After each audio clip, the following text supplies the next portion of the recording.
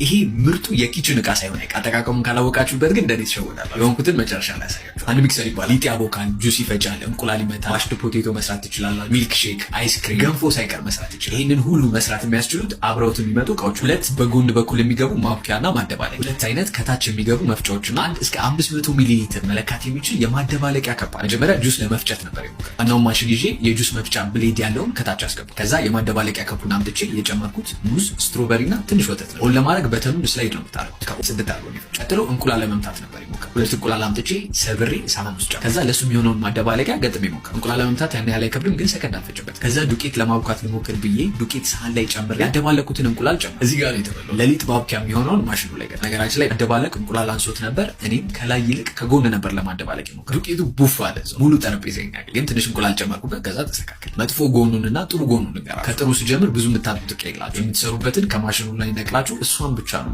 ካለው አቅምና ፍጥነት አንጻር ሊጥ ብታቦኩበት ጁስ ብትፈጩበት ራሱ 10 ሰከንድ አይፈጅባችሁ። ለዛውም እኔ ስጠቀም የነበረው ዝቅተኛውን ፍጥነት ነው። ሌላ ኪችን ውስጥ ቦታ ከቦታ ቦታ በቀላሉ ይንቀሳቀስ። ስትፈልጉት ወዲያው ገጥማችሁ መፍጨት። ያልተመቸኝ ነገር ማስቀመጫውን ግድግዳ ላይ መስቀል ትችላላችሁ፣ ግን የምትሰቅሉበት ስክሩ አብሮት አይደለም። ይህንንም ያልኩት የምለው ነገር ስላጣው ነው። እቃው በጣም ኳሊቲ። ዋጋው ስንት? ብራንዱ ሶኒፈር ኤስኤ